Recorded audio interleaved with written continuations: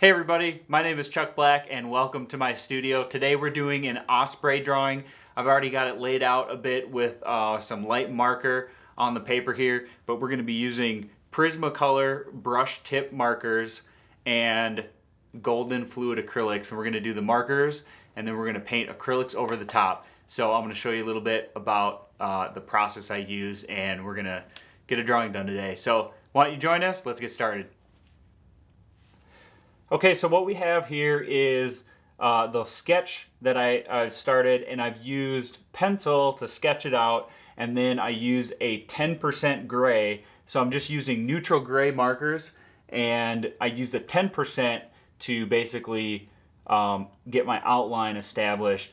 And the first thing that we're going to do, this is going to be color, but the first thing we're going to do is we're going to fill in the shading. And I'm going to start by getting some darker shades on there. We're going to build the contrast up, and then we're going to switch to color. So I have a 30% gray marker, and the first thing we're going to do is any place that is dark or as dark of this color or darker, we're just going to fill in with this color, and then we can make certain areas darker if they need to be as we go. So we're going to start with this color, and I'm basically going to go over every spot that has this shade or darker and fill that in.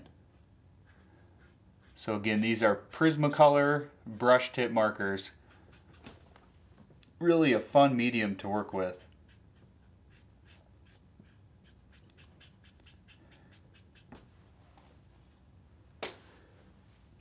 And none of this has to be perfect because of course we're going to use paint over the top. So if I go overboard, I can always cover that up with some paint. But I do a lot of these mixed media drawings. I get a lot of questions. So if you guys have additional questions about the process of using these markers, please let me know and I will do my best to respond.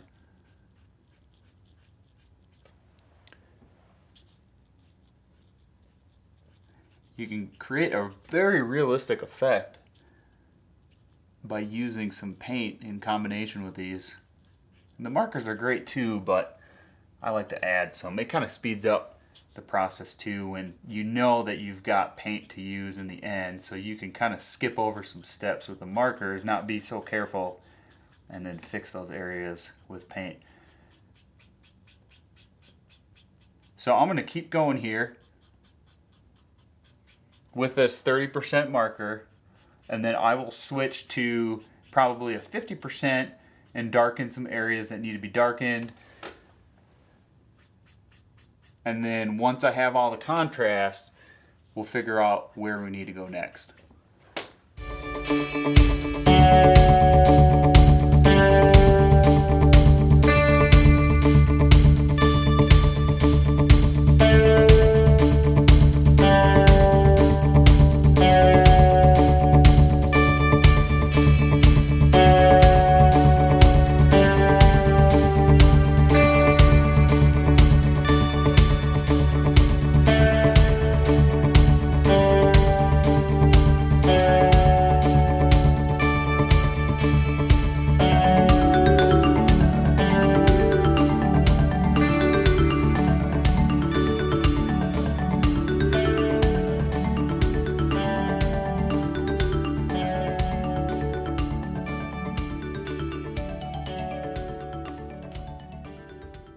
Okay, so I have the 30% laid down, and I actually lied a little bit on you guys. I actually use a 20% as well. So I use the 30% to fill in areas that are going to be darker, and then I did use 20% to just, and all I'm doing is just brushing that in. So now I have a 60% neutral gray, and we're going to go back to some of these areas that should be darker, like the pupil we know is going to be dark. So we're going to go back over the top of those areas, and we're not worried about anything at this point but getting that contrast built up. So I know some of these areas are going to be darker, so I basically just start carefully sweeping that marker, trying to keep it within the lines, obviously, of what we have.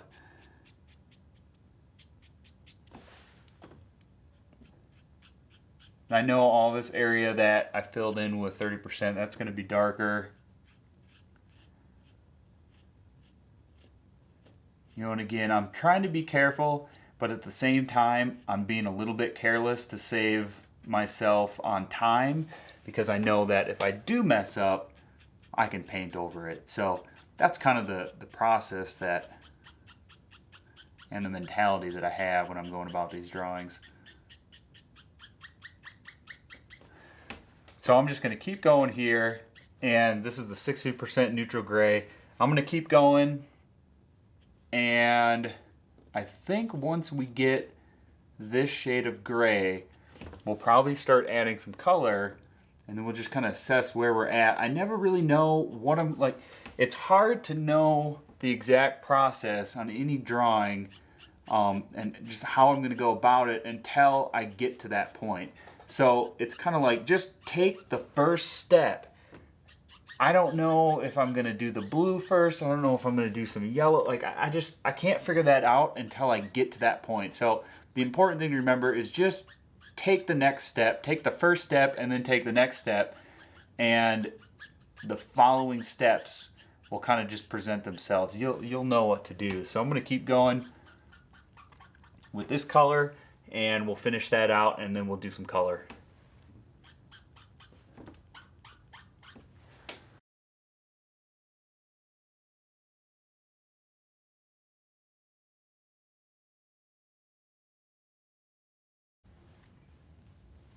Okay, so now I have a sky blue light, and we're going to take some blue. The shadows are going to be blue, and the highlights are going to be like a warm sun color. So like a blue sky day, we got the blue kind of reflecting off some of the shadows. So I've already gone over this area, the dark areas with the 60% gray. Then I went over it again to get even some more dark shadows in there. And so now we're just going to take the sky blue, and we're going to go over the top of most of the areas I colored in with the 20% gray marker. And you can see they'll just easily blend together. And most of this whole side of the bird, the whole left side of the bird, is going to be blue.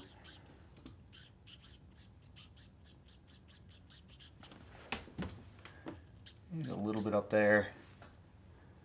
And it's going to come into this area. I have to try to fade it out a little bit through here. So this is the one area I'm trying to be controlled in how much I put on there. I'm going to have to sit back and look at it every couple seconds. Pretty certain all this is going to be blue. And all right, it's looking pretty good.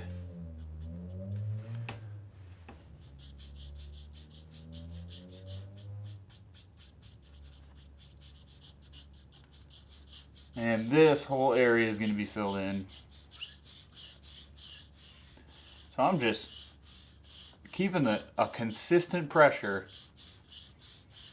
and just sweeping that back and forth. And you can go right into those dark areas aren't affected, so you can only colorize areas that are lighter. So these areas that I've filled in with shadows, when I bring the blue across that, it doesn't even affect it. So you can kind of go, the cool thing about these markers is I'm not worried about staying inside, this area. I go right through it all, and it only shows up in the light area. So that's the cool thing. You can really cut corners actually with these markers, because when you get the dark areas filled in, they stay dark. You can't change that at this point with a marker. You can only go from light to dark. You can't go from dark to light with these markers. So that's kind of the cool thing. As long as you're careful about where you put your darks, the rest of it is just fill it in. Okay, so we got some blue, and actually a little bit of blue right there. Now we're going to pull up some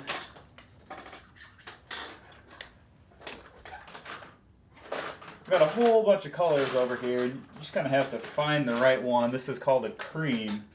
So I'm going to take this color called cream, and it's just kind of a light yellow. And I'll start by going in some of these shaded areas here.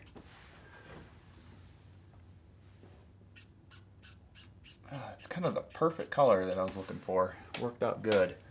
Sometimes I screwed up by putting maybe just, these markers are easy to go overboard. If you get a color that's, a lot of the colors will be too strong for what you're looking for. So it's always good to find just the light tones. If you're looking for a yellow, buy a light toned yellow. Don't get a really saturated yellow, because it's going to cause a lot of frustration. So I go with these light toned colors, and if I want to saturate them more, I'll do that with paint.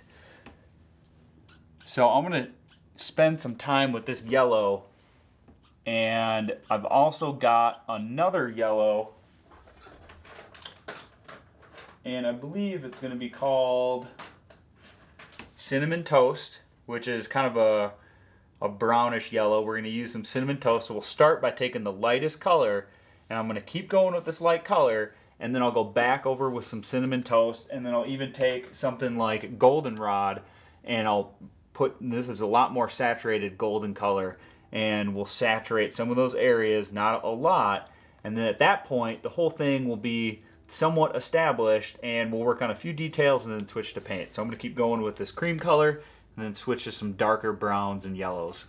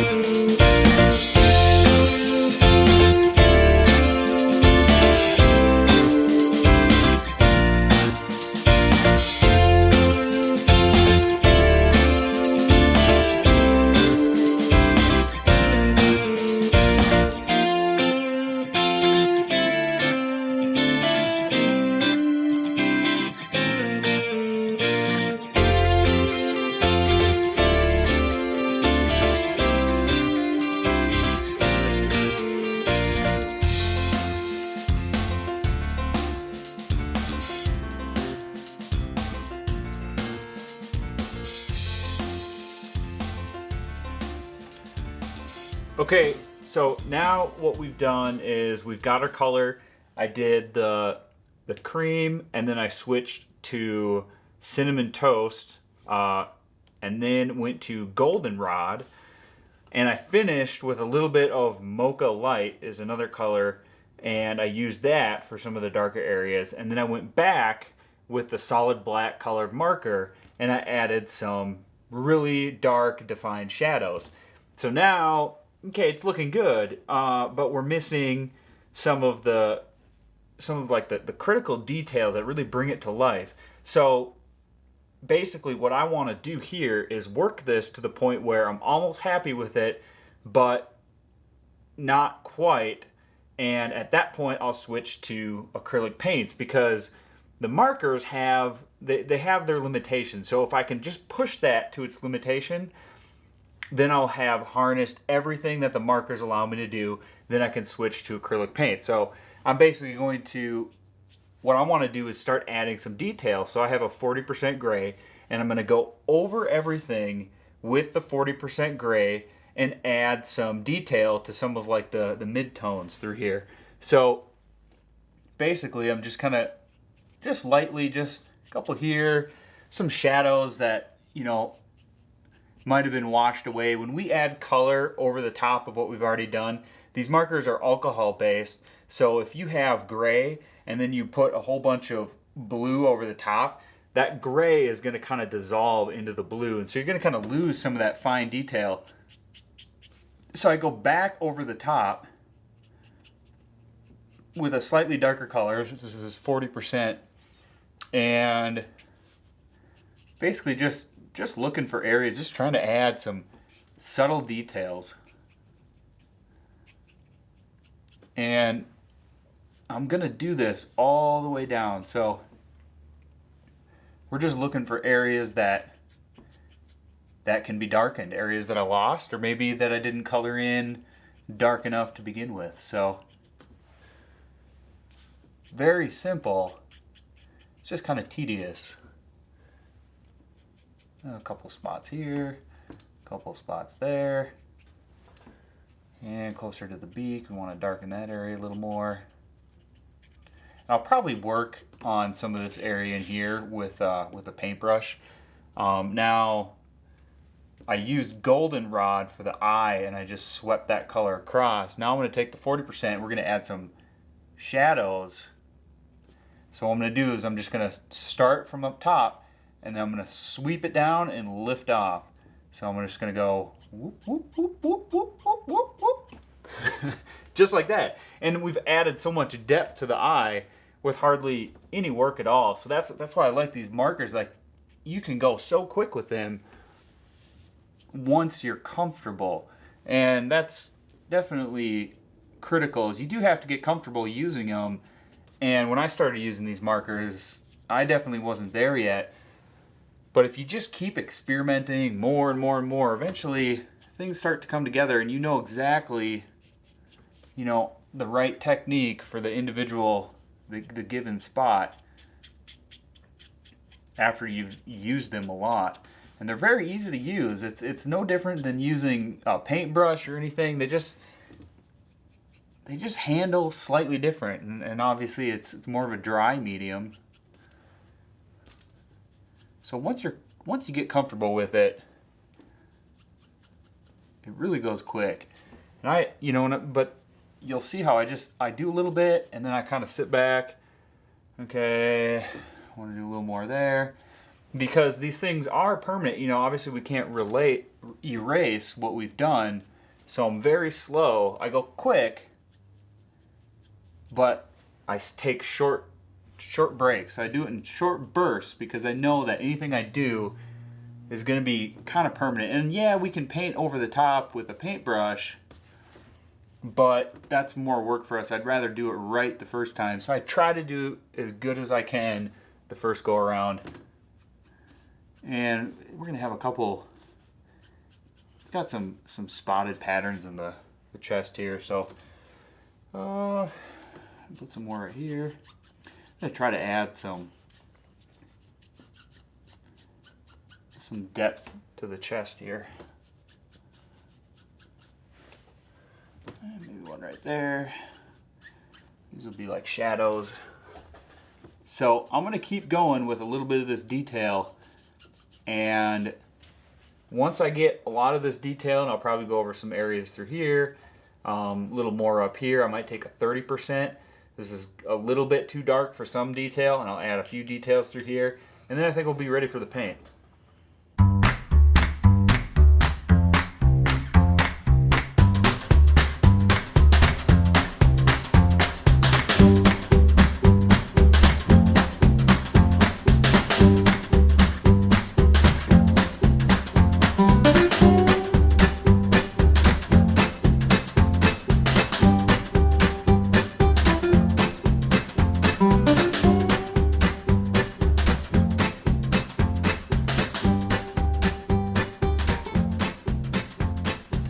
Okay, so I think I've got enough shading in here, and what I'm going to do is switch to acrylic. So I have just a cup of water and a small liner brush in my hand.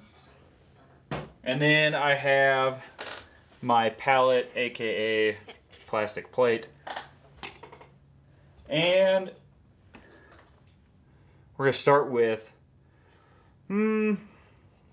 I'd like to start with some highlights, but maybe before I do that, it'd be smarter to get the eye the right color before I add the highlights. So what I've got is carbon black, burnt sienna, primary yellow, cerulean blue, and titanium white.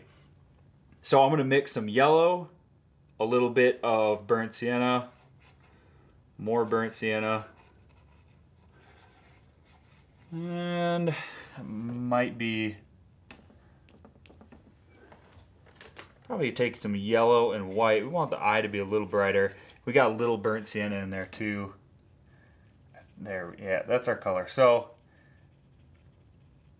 I'm gonna get that color in there, and I don't want to go too far into the shadow, but I've got some water mixed in here, so it's going on pretty thin. And the lighter pressure I use, that watered down paint, and this is a mixed media paper, that watered down paint just, it really fades away. To get some of these faded effects with the paint, I would suggest just taking a piece of paper and just experimenting. It's really easy to figure out. You just have to get started with it. So now I've just got some white and yellow, and we're going to have some highlight on this part of the eye. And then I'm going to try to take my finger on that leading edge and just fluff it away. We're going to get a little more on there. All right. That's looking pretty good. Now, before we do the highlight, let's get the pupil. So I've just got straight carbon black, just washed my brush. Carbon black, and we're really going to darken that pupil. Be just kind of careful here. Again, we can fix anything I do. I don't do anything unless I know that I can fix it. So I'm not going to go about this in any way that I can't fix, but I try to avoid making those errors just to save some time, like I said. So now I think what I'm going to do is take some burnt sienna. We're going to try to get a little bit richer color. We want a little more depth to the middle of his eye. So we got some burnt sienna and yellow.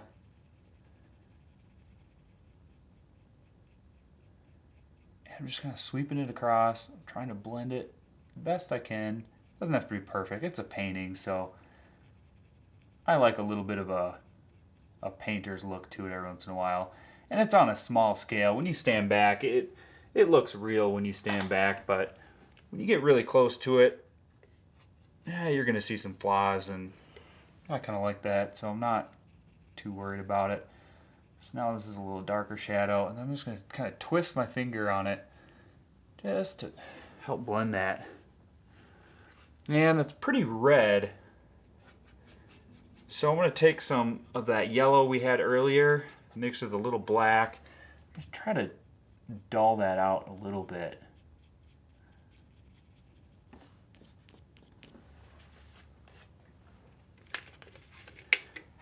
You know, that looks pretty cool. I like it. Sometimes you just have to let it go. Wasn't what I intended to begin with, but I think it came out pretty cool. They got a pretty red eye, so I'm not too worried about it. Okay, let's do a highlight and see what that looks like. Wash my brush. Got a clean brush. We're just going to take some white, and it's a damp brush, but not wet. So just a little bit of moisture on it. We're going to mix some white. And let's take a little blue with that. Blue and white. And I'm going to just pull that away till I got just a little bit on there. And I'm just kind of doing circle motions. And as I get close to the the bottom end of that circle is hitting the paper. So it's just like, I guess you could say it's just fluffing some color on there. Not too much. I got kind of the effect of that blue sky. It's just kind of shining off that eye. Okay, so we got a little bit of that. That looks pretty cool. Now watch what happens when we just take that brush, dip it in white.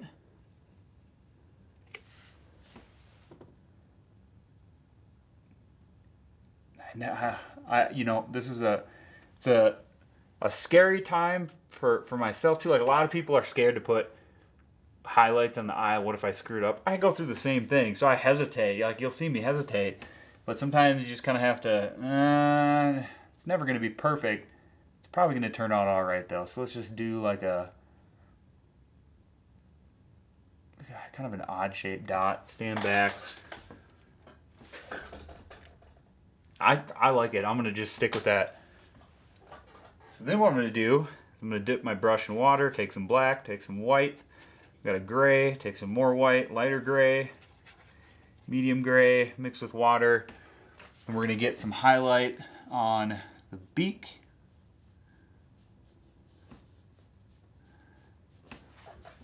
I'm just sweeping in some of that gray. Then we're going to take some more white, lighter gray, and we're going to sweep in some lighter gray. Then we're going to take some pure white, we're going to add some highlight. I'm just going to touch that on there. So now we got a little bit of highlight on the beak. That looks pretty good. Wash my brush, take some black, mix it with water, take some more water. I want it to be pretty runny because we're going to wash this part of the beak. Before it dries, I take my finger and I can just kind of rub it in. Wash that some, rub it in, wash it some more, rub it in. Perfect. So it just darkens that beak a little bit. And I'm going to do the same thing. Now, what this is doing is it's really bringing out the contrast. And that's when things start to get really cool. So I'm just going over the areas that are darkest already. And I'm taking watered down black.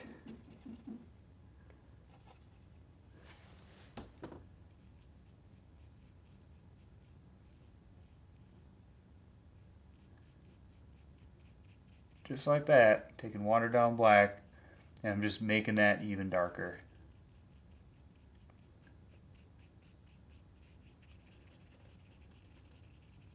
Just kind of scribble it in, rub it in.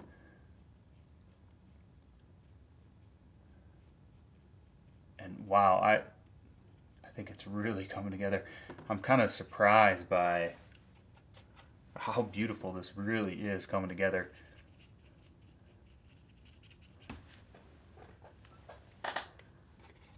Take some more black and just keep it going. And I'm fading my drawing out as I go down this direction. So I'm keeping the concentration on the head, and then that's just kind of the style, I guess you could say, that I like to do. I like to have the most contrast and color up towards the head, and then I just kind of fade it out as I go lower down this way. We're going to take some more. We're just going to add a few spots, random spots. Here and there.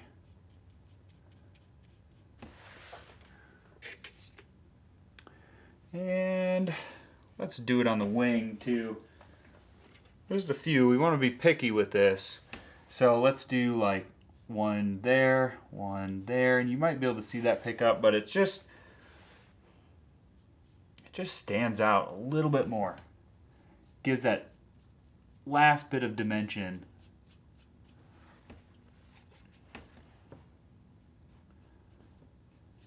And this is pretty watered down, so it just keeps it flowing really, really smooth. And now I'm just starting to fade it. I'm letting that color lift off my brush. I've got less and less, and looking pretty good. I like that. This drawing, you can put details in the shadows. A lot of people say like, oh, a shadow is transparent, you can see details. Well, you don't have to. You can, and so like this drawing, for example, the shadows are really, really, really, really dark. And I think that has a cool effect. I like it. So I'm keeping the shadows, in this drawing, they're not really transparent. Just because I think it looks pretty cool. So I'm just leaving it that way. A little more dramatic, I guess you could say. So I like everything so far. I think what I'm gonna do, wash my brush.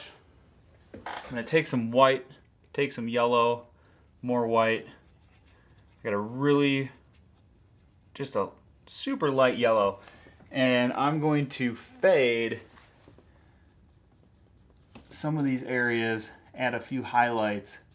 It's not doing much, but you know, and I even went over, when I was shading in the wing, I went over into the white. So let's just grab some white and let's fix that part. Cover it up. Might need a couple layers. And we'll just kind of go throughout the whole thing. Make it that similar color. Take some more white and just plop it down. And we could even brighten my outline right here. Let's just fade that with some white. So you'll still be able to see it, but because we're fading it, it's going to make this look even brighter. Oh, we're just fading that out a little bit. And we'll fade a little bit of that out right there. And a little bit right there. And that, I think, is pretty close to being done. I really love it. Actually, another thing I thought of is let's take some of that blue, cerulean blue, mix it with water. Let's bring out some of the blues. So we're pretty much glazing at this point. Transparent layers. A lot of water, and I'm using water as my medium to thin this down. And let's do it towards the shadow. So, oh yeah, that is looking gorgeous. And then I'm going to use my finger, just kind of pull some of that away. Little there, little there, little there. Pull it away with your finger. It just keeps you from going overboard. Little there, pull it away. Rub it in, get rid of it. More water, more blue, more water. Little there, rub it in. And that just, you pull some off with your finger, and you also blend it some. Perfect. I love it. So I'm gonna stick with it. And I'm gonna call this a finished painting. Now, towards the end, and I'll include the photo when I'm done, but I wanted to cover this part. And so this blending that I'm doing, I'm gonna do the same thing, but I'm gonna do some areas around the sky where I just take some blue, and I might use a fatter brush, and I'll just kind of rub it in, and then I'll just wipe it away, rub it in, wipe it away, and we'll get some blue sky faded away, and it'll kind of look like clouds. But for this purpose, how to do a bird, I hope you guys enjoyed it. Please subscribe if you like this video. Leave comments and questions. I'll be sure to answer them. So thanks again. I hope you enjoyed it.